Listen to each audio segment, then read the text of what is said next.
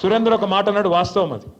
10 ఏళ్లలో ఎన్నడూ మాకు ఇక్కడ అవకాశం రాలే అని ఒక మాట అన్నాడు, వాస్తవం. 10 ఏళ్ళు మేము ప్రభుత్వాన్ని నడిపినాం, రాష్ట్రాన్ని నడిపినాం.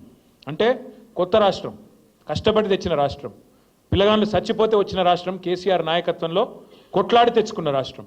ఇటువంటి రాష్ట్రంలో ఇల్లు చక్కదిద్దుకున్నట్టు మరి కొత్త సంసారం, కొత్త కాపురం కాబట్టి బ్రహ్మాండంగా చేయాలి. మంచిళ్ళేంది, పొలాలకు సాగునీళ్ళు లేంది, సంక్షేమ పథకాలేంది, పరిశ్రమలేంది, చెట్లేంది, పర్యావరణం ఏంది, ఒక్కొక్కటి తపస్సు లెక్క తీర్చుకుంటూ వచ్చినాం. ఎలా గర్వంగా చెప్పుకోవచ్చు ఏం సాధించింది తెలంగాణ 10 ఏళ్లలో అంటే. సరే మనం 1.8%తో మనం ఓడిపోవచ్చు. ఇప్పుడే మహేష్ అన్న ఒక మాట అన్నాడు, కొత్తగా గిన్ని గ్రామ పంచాయతీలు చేసినాం, గిన్ని తాండా పంచాయతీలు చేసినామని.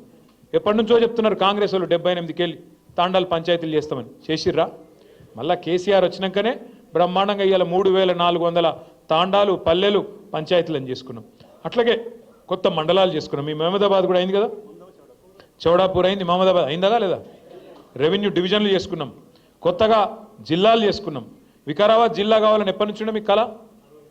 ఇవాళ ఇక్కడికి వచ్చినాం, చాలా దూరం వచ్చినాం అంటున్నారు. ఒకప్పుడు రంగారెడ్డి కలెక్టరేట్ ఎక్కడుండే? హైదరాబాద్లో లగ్డికాపుల్లు ఉండే. మరి ఇవాళ ఏడుంది మీ కలెక్టరేటు?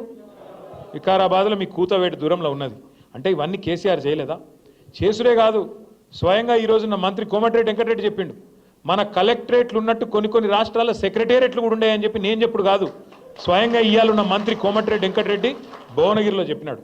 అద్భుతంగా కొత్త పంచాయతీలు, కొత్త తాండాలు, కొత్త మండలాలు, కొత్త రెవెన్యూ డివిజన్లు, కొత్త కలెక్టరేట్లు, ఐఏఎస్ ఐపీఎస్ అధికారులు మీకు అందుబాటులో, మీరు యాడిగో 100 కిలోమీటర్లు పోయే అక్కర లేకుండా మీ గడప ముంగటికి పాలన తెచ్చిన నాయకుడు కేసీఆర్ గారు. అది మాత్రమే కాదు, ప్రతి గ్రామంలో భారతదేశంలో ఎక్కడ కూడా లేదు ఇవాళ మన దగ్గర ఉన్న పరిస్థితి. నర్సరీలు, పల్లె ప్రకృతి వనాలు, ఇంటి ముంగట నల్ల, అట్లాగే బ్రహ్మాండంగా ప్రతి ఊళ్ళో ఒక రైతు వేదిక, ప్రతి ఊరిలో ఇవాళ ప్రకృతి వనంతో పాటు డంపింగ్ యార్డు, అట్లాగే శ్మశాన వాటిక, వైకుంఠధామం ఎక్కడ ఉన్నాయా భారతదేశంలో? ఎవరన్నా ముఖ్యమంత్రి ఇంత సూక్ష్మంగా ఆలోచించినోడు ఉన్నాడా? పల్లె ప్రగతి, పట్టణ ప్రగతి ఇంత పెద్ద ఎత్తున ఆలోచించి ఇవాళ ఈ వర్గం ఆ వర్గం అని కాదు, రైతులు కడుపులో పెట్టుకుని చూసుకున్నారు కేసీఆర్ గారు. 24 గంటలు కరెంటు వ్యవసాయానికి ఉచితంగా ఇచ్చిన ముఖ్యమంత్రి భారతదేశంలో ఎవరైనా ఉన్నారా స్వాతంత్రం వచ్చినాక? ఒక్కడు కేసీఆర్. 73,000 కోట్ల రూపాయలు రైతుల ఖాతాల్లో 11 విడతల్లో జమ చేసిన నాయకులు ఇంకెవరైనా ఉన్నారా భారతదేశంలో ఇప్పటి వరకు? కేసీఆర్ తప్ప. మరి నేను అడుగుతా ఉన్నా, ఇవాళ తప్పెవరిది? మనది, కార్యకర్తలది. సార్ పనిచేసిండు, కానీ ప్రజలకు అర్థమయ్యేటట్టు చెప్పుట్లో మనం ఫెయిల్ అయినాం, మనం విఫలమైన. ప్రజలకు మనం చెప్పుకోలే, వికారాబాద్ జిల్లా చేసినామని చెప్పుకోలే, బ్రహ్మాండంగా కొత్త పంచాయతీలు చేసినామని చెప్పుకోలే, తాండాలకు మరి ఇవాళ 6 నుంచి 10% రిజర్వేషన్ గిరిజనులకు పెరిగిందని మనమే చెప్పుకోలే.